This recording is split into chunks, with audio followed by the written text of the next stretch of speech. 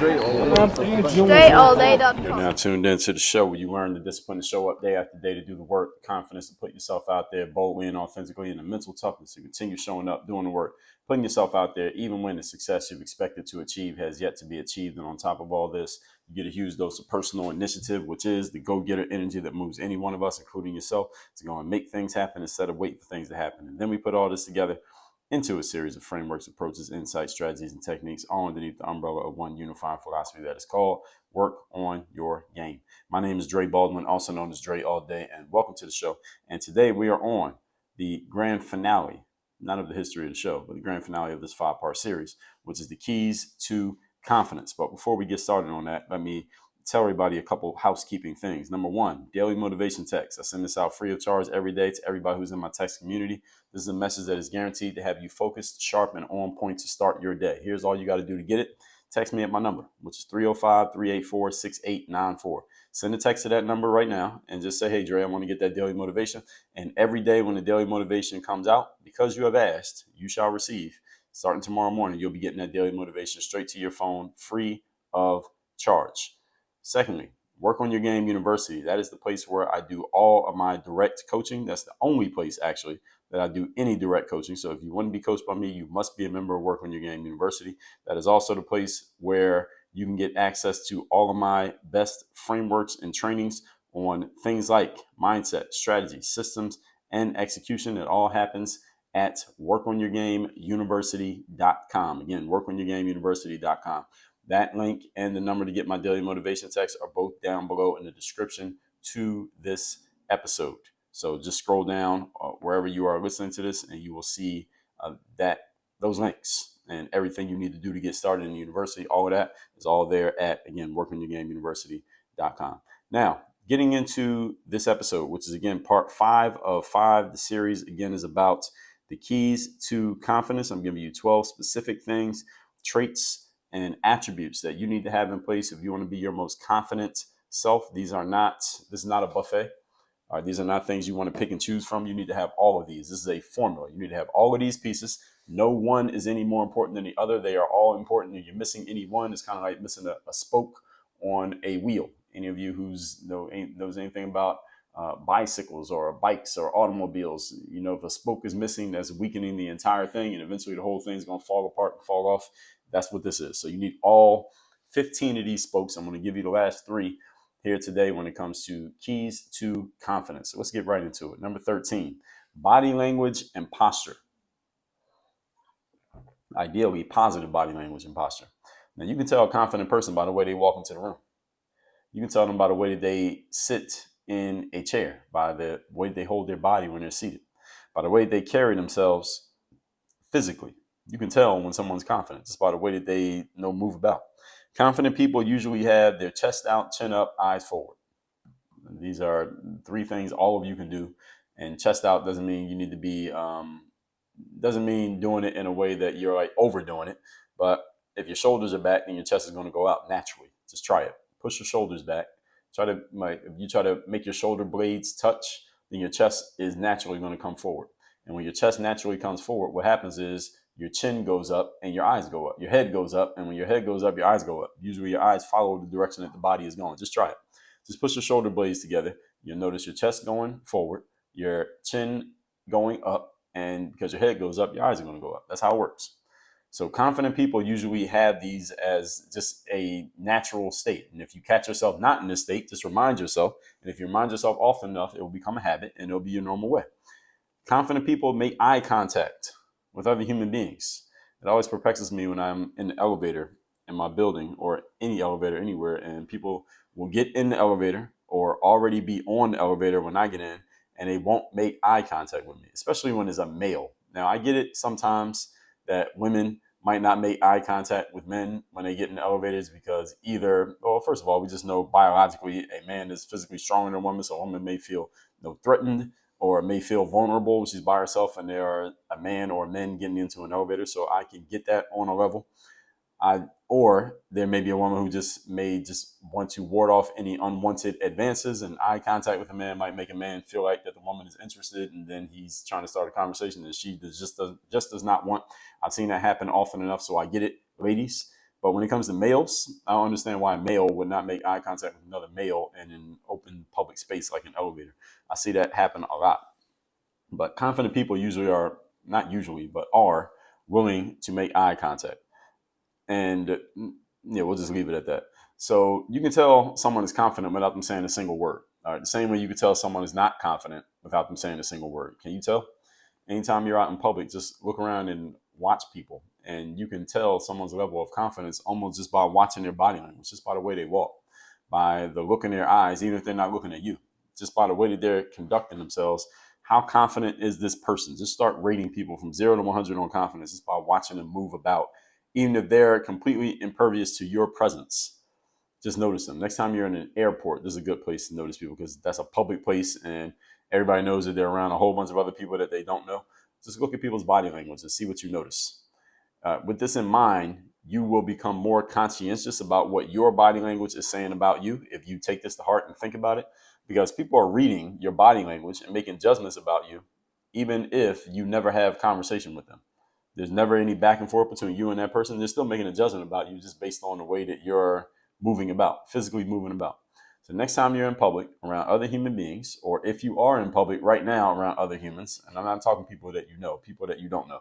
So like a restaurant or the mall or an airport, something like that, or just outside. Look around at the people you see, engage their level of confidence, just going off body language, not from anything they said. Just look at their body language and see what you can guess about their confidence. Keep in mind, the human body tells a lot more truth on a percentage basis than the mouth tells. The body tells a lot more truth than the mouth tells. We are really good by the time we get to very early ages. By the time we're about 10 to 12 years old, we get pretty good at manipulating with words, meaning a 10-year-old knows how to tell a lie and can get away with it. So whatever age you are, just subtract 10 years from that, you have that many years of experience lying with your mouth. But it's much harder to lie with your body. The body doesn't lie as easily. And the reason is that a lie has to travel from the brain, which is where it originates, to that part of the body. And the mouth and the brain are pretty close together. That's why it's pretty easy for us to lie with words. But it's hard to lie with your legs or your hands or your waist. It's hard, or as the Shakira song says, the hips. It's hard to lie with those areas of the body because the amount of time it takes for the message to travel from the brain to that area of the body, it gets confused or it gets lost or it gets intercepted. So it's hard to lie. You can tell a lot more about what somebody is really thinking by noticing their body movements than it is listening to what they say. Because again, people have a lot of experience with words and it's very easy to manipulate with them. It's much harder to lie with our bodies. Point number 14, we're talking the keys to confidence. Number 14, personal appearance. Yes, personal appearance is part of confidence. I mean, this should make perfect sense to all of you. Connected to posture is the way that you look. I mean, how do you show up? How are you physically showing up? Understand that people are judging you based on how you show up. All right. I think everyone can understand and appreciate this. I mean, if you just think about it, that people are judging you based on how you show up. I talk about this in episode 2245. The topic was, what's up with the business suits? Why did I start wearing suits more often? Not necessarily because I needed to portray more confidence. It's because people were assessing me based on the way I was showing up physically, and they were judging me to be a certain type of individual. And I wanted to change that conversation in the minds of the people I was coming across to fit the life that I'm living now. Was the way that I used to dress. Those of you who've been following me for long enough knows the way I used to dress. People look at me and size me up and say, this guy looks like an athlete. And I was an athlete. And I used to dress like an athlete all the time. But my main focus now, even though I'm still an athlete at heart, will always be an athlete. I still work out every day and still running races, go to gyms and all that stuff. Even though I still do that stuff, the main thing that I'm focused on now is being a business owner, an entrepreneur, and a person who coaches business owners and entrepreneurs and professionals. So I wanted my presence and the way that I show up to reflect that more than I wanted to reflect being an athlete. The athlete is more of the past, whereas this entrepreneurial and coaching and business thing and Work on Your Game University, that's more of the present. So I made my presence, the way I physically show up, my personal appearance, more reflective of that than my past life. That was just a conscious choice that I made. Now, this is not necessarily a reflection on my level of confidence, which I think is at the same level now that it was then, regardless of what I'm wearing. The whole point is people are sizing you up and making judgments about you based on the way that you show up, even if they never speak to you. They are deciding who you are and what you're about without ever talking to you.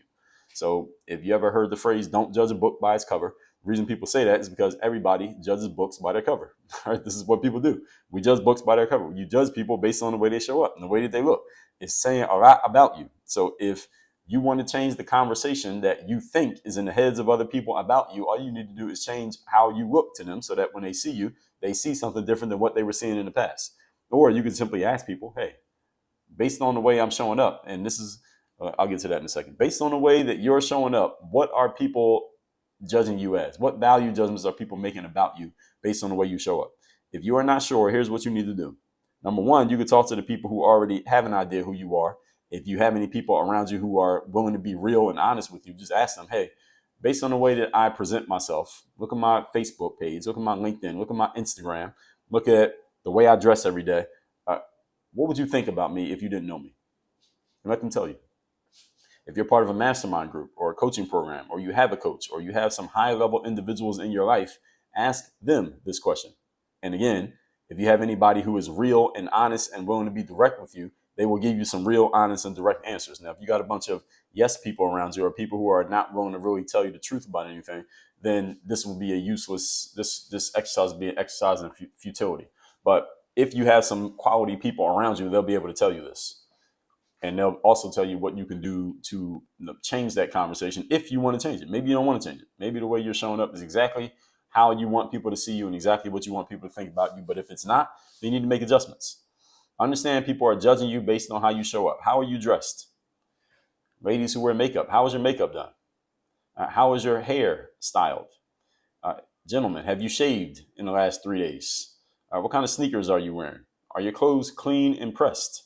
Does that matter to you? Maybe it doesn't matter. Some people don't want their clothes clean and pressed because you're trying to give off a different impression. You don't want to be the guy in the suit. You want to be the person in the jeans and the ripped jeans and the cut-off T-shirt. And that's part of your presentation because that's the visual and the image that you want to give off. That's completely fine.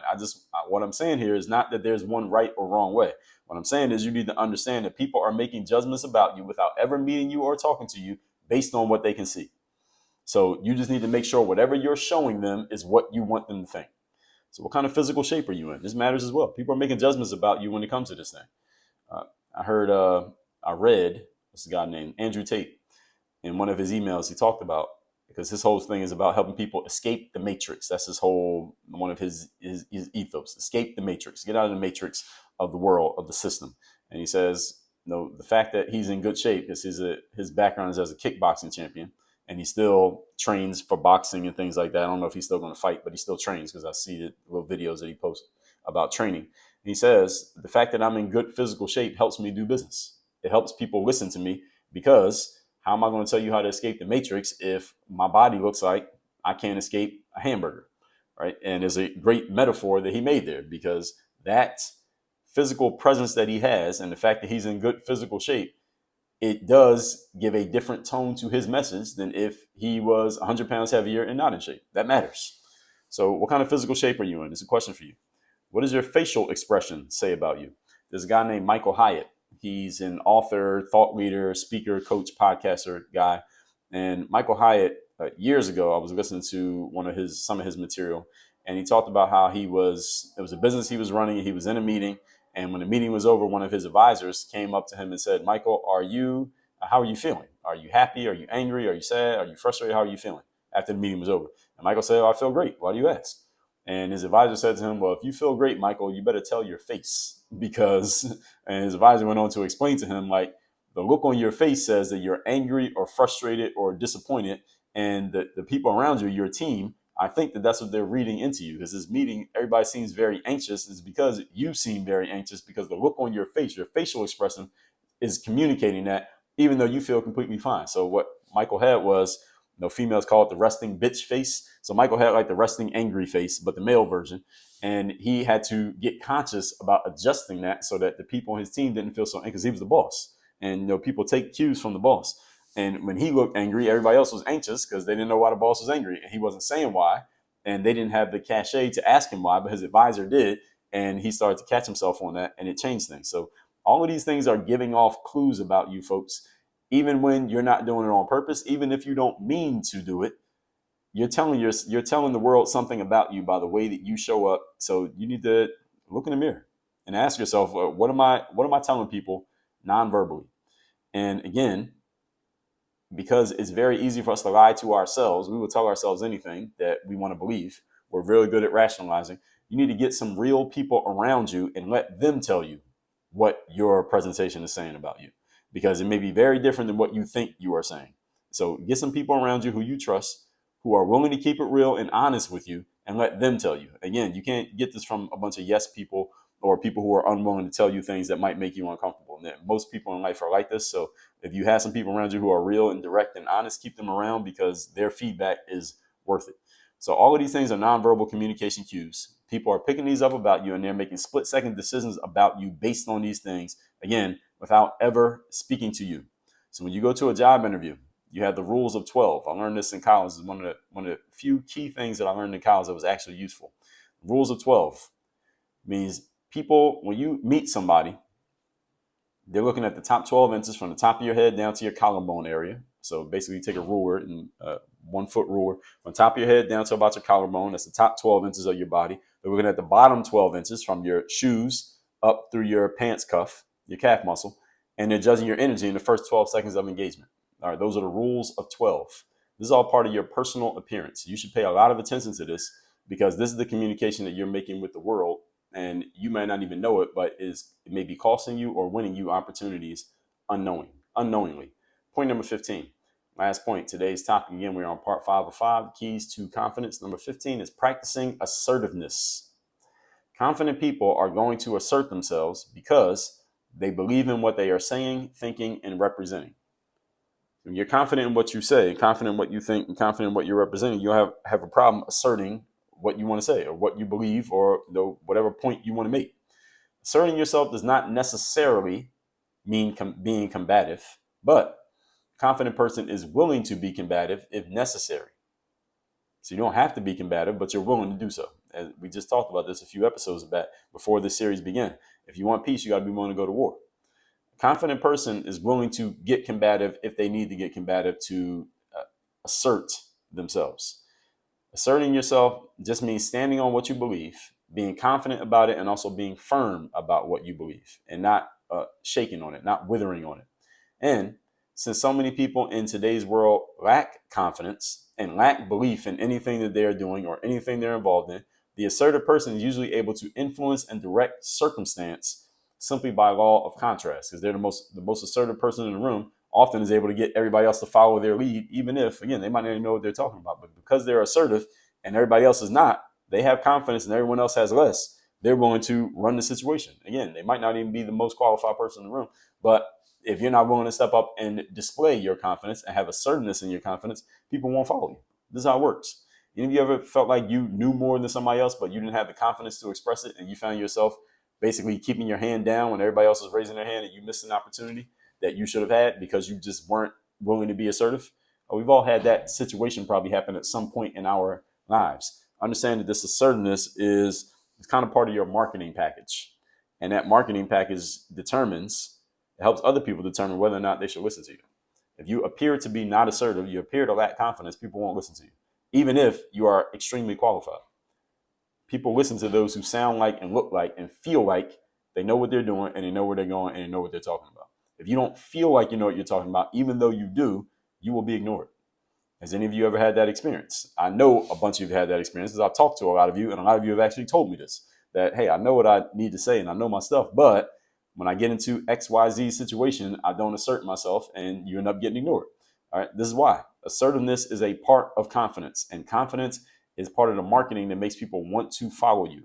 And if you are not confident, or you don't appear to be confident, people will not follow you. You'll end up following someone who is much less qualified than you, simply because they have the assertiveness that you don't.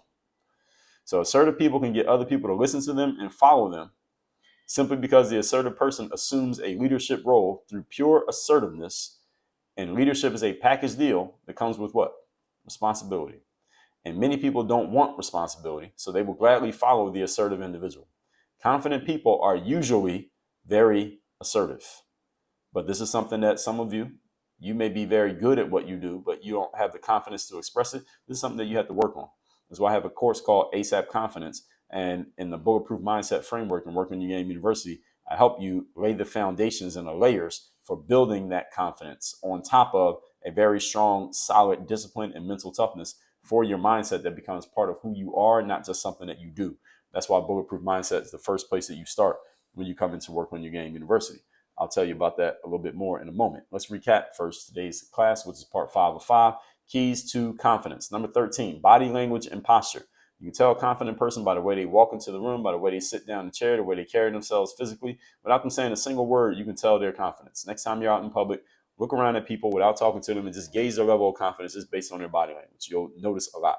Point number 14, personal appearance. It's connected to your posture. How are you showing up? Understand that people are making value judgments about you based on the way that you show up, the way you look, the way you're dressed, the way your hair is, the way your clothes are, your facial expression, all of these things. People are judging you based on these. There's no right or wrong about it, but keep in mind the rules of 12. The top 10 inches up from your head, the bottom 10 inches from your shoes, and the first 12 seconds of engagement. People are judging you and making decisions about whether to engage with you or not based on snap judgments. So the way you show up matters a lot. As they say, you don't get a second chance to make a first impression. Number 15, practicing assertiveness. Confident people assert themselves because they believe in what they're saying, thinking, and representing. Doesn't necessarily mean that they're combative, but they are willing to be combative to defend and assert their point and where they stand. And assertive people usually end up having a lot of influence simply by utilizing the law of contrast. They can get other people to listen to them and follow them simply because they are willing to be assertive, whereas other people are not. So with all that said, folks, I gave you 15 points that you can use to be a more confident individual. You can take this through everything that you do, everywhere that you go in life. If you have not yet read my book called The Super You, How to Unlock and Live Your Highest Level of Confidence, I'm going to tell you the best way to get that is to go to mirrorofmotivation.com. Order your free copy of the Mirror of Motivation. The book's free, just going to cover the shipping. When you place your order, there's a little checkbox on the order form that says add the Bulletproof Bundle. The Bulletproof Bundle is the Mirror of Motivation, The Super You, which is my book on confidence, my mental handbook, which is the book on mental toughness, and 100 Mental Game Best Practices, is a book on accountability. All 4 books make up the Bulletproof Bundle. So, who reads one book anyway? You might as well get all 4. Just go to mirrorofmotivation.com. That's how you can get the Super You as part of that Bulletproof Bundle. So with all that said, text me. Let me know. Best idea you got from this whole series. My number is 305-384-6894. Once you text me, you'll also be enrolled into my text community, which means you'll be getting my daily motivation text every single day free of charge. Secondly, Work on Your Game University. I told you I'll tell you about that. That is the only place I do coaching. It's the only place to get access to these frameworks that you hear me talking about, like 30 Days of Discipline, ASAP Confidence, Work on Your Game System, Content Machine Course, Sell Yourself, Toughen Up, Business Builder Framework, Bulletproof Mindset 2.0, and 30 more programs, 30 more trainings, 30 more frameworks. And it's the only place you can get coached directly by me, have direct access to me to be able to ask me directly questions and get direct answers and have direct contact with me. The only place I allow that is as 2 members of Work on Your Game University. You can join that by going to WorkOnYourGameUniversity.com. Work on your game. Dre all